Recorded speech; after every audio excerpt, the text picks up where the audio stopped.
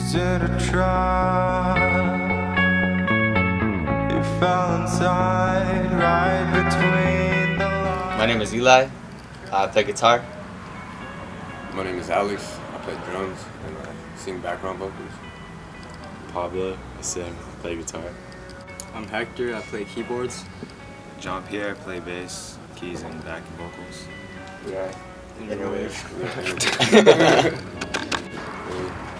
We all kind of met at school. We all had like the same teachers in the same classes. We all met in 6th grade. We liked each other all pretty much. So Yeah. kicked it and we were just like, let's make a band. So that's what we did. Yeah, it started with a couple of us had instruments and then moved on to, oh, hey, like we play instruments, you guys should play too. Hey, let's get together to start a band. And it started from there. I think it all just started with like just doing it for fun. I mean, it still is just for fun, but I don't know. I guess we weren't really taken seriously when we were like 12 years old. The guitars that were bigger than us, you know. But yeah, it's just progressed into all of us sort of having a lot of artistic ventures of our own, you know. So I think in the future we'd want to just keep producing more cool shit, right? So Like we make in the moment, it's like how we feel, you know? Like that's, I guess, expressing the music. I guess if it was like a genre, alternative indie, probably like Afro folk. folk, right? Polka music. Chinese music. 19th century Chinese music. Traditional 1800s Chinese. Yeah, stuff like that. We don't really like to keep it in that box, you know. It's kind of like Yeah. whatever you feel. That's what we can Whatever music comes out, you know. Well, our latest EP is a collection of songs that we've made primarily on a recording basis. It's the first time we've sort of changed up the way we write songs. Before then, we always just did it all together in the garage all at once in real time. But when we were making this EP, Gene had left to Nepal for about a month, 20 days. It felt like a long time. I mean, I've seen this guy for like 6 years straight. Constantly. You know, constantly. So a month of not practicing, not doing that, sort of just led to me and Alex jamming a lot.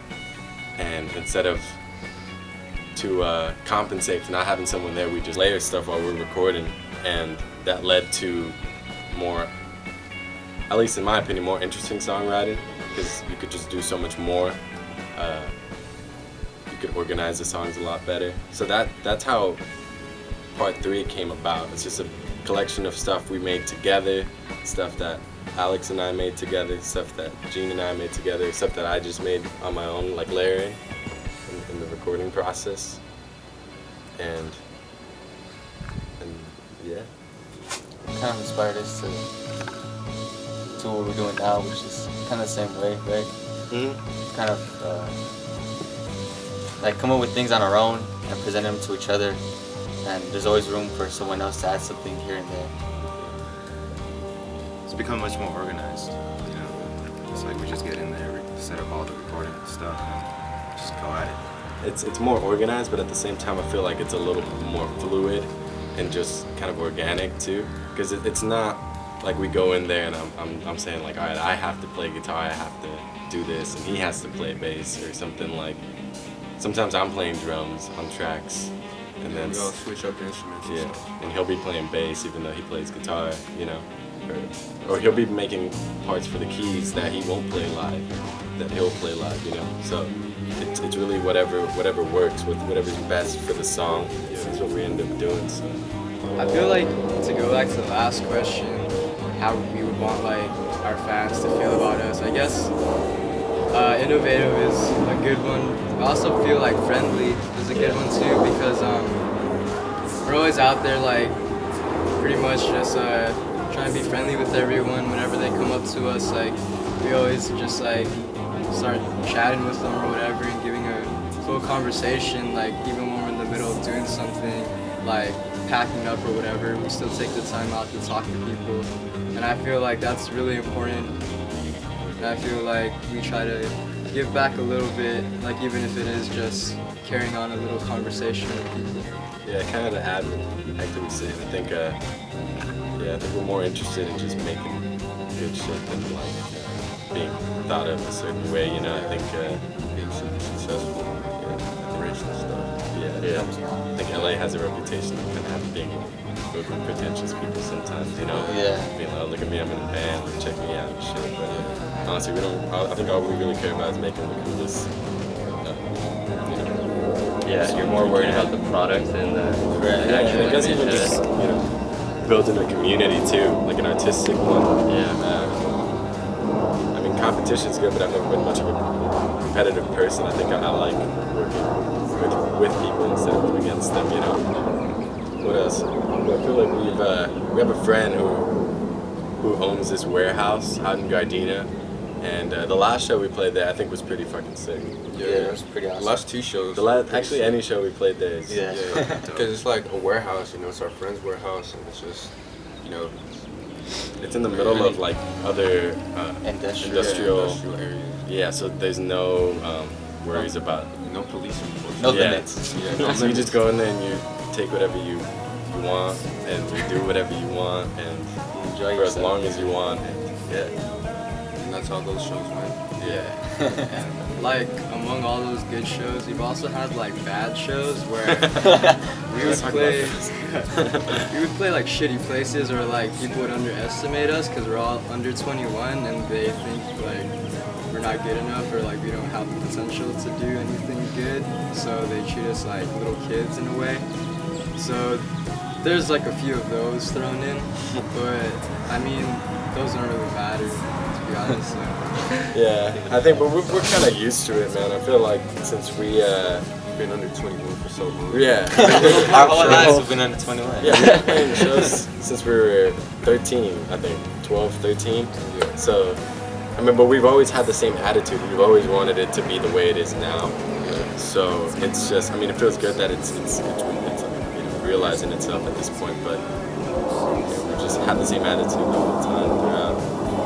I mean, yeah, like you said, we're not concerned with like blowing up necessarily, but this is what we want to do for the rest of our lives. So it'd be nice to Spread our music around. yeah. All across the world, hopefully, eventually. Down the line. But in a year, just at least up and down California. At least, yeah. Yeah, I don't really think LA has to do much with how we sound, you know. It's kind of more just like our personal taste and like what we listen to, you know. And like we watch a lot of different interviews of different artists and like really get to kind of get to know them. You know, you can't really get to know someone from an interview, but you know what they do. So like say like Tame Impala, Kevin Parker, you know, it's pretty high up there, you know, pretty influenced by them, all by him and his sound. Yeah, just different artists that we come across. Yeah, I think to add to what you were saying, it's more or less the way these artists work that influences us, you know, because I remember Gina showing me Tame Impala a while back, and I dug it a lot, right? And I started researching them and found out that it was only really one guy sort of layering his stuff. So I think that's, to me, like kind of like lit up a light bulb and was like, why the fuck are we doing that? Because prior to the Part 3 release, recording was always like, yeah, we'll do this for the meantime up until someone thinks it's good to record us and they'll do it. But after this, it's like I don't really see anyone else recording this because it's such a crucial part to the way we sound, I think, you know. And I'm also really picky about the shit. So, yeah. Oh, And family. brothers, Yeah. We're family. Oh, definitely, yeah. Yeah. We definitely think that family for a while. Yeah. 7 years. Like it went past the point of being a friend, and past the point of being Best friend. That's just the point where it's just like this, he's always gonna be here. It's like you know, for better or for worse, right? Yeah, exactly. Dude. A lot of people that like are just gonna stay in your life. Yeah. No matter how far you go, you always come back. We're in the process of releasing a new single. So it'd be like a feel like an extremely small demo, so like the single and like 2 B-sides, and hopefully that'll come out before the summer. It's a very dancey track, I guess. All our music is on innerwave.bandcamp.com. You can find us on Facebook, facebook.com/innerwave. Instagram, INNRWBE. Little tribute to Starfucker. That's about it. Yeah, we That's update what it is. everything. It's all pretty much like the same name, just Innerwave or INNRWVE. The singular version, though, if you type in Inner Waves, I think you get like some band from Belgium or something. Oh, Like yeah. some artistic dance group or Or, something. Make sure yeah, it's like some singular. organic yoga clothing company. Yeah, Inner Wave. Yeah, Inner Wave. yeah. No S. Shouts out to Vola, our friend band, who's I'm gonna be recording again pretty soon. They put out an EP not too long ago, and they're planning to put another one out soon. Before the summer comes around, we're releasing a new single. The name is Blacklight. Comes with 2 B-sides, Signals and Supra. Yeah, look forward to that. My name is Eli. I'm Alex. I'm Pablo. Hector. John Pierre. We are Innerwave. You can find us at innerwave.bandcamp.com. And you're watching The Brightside.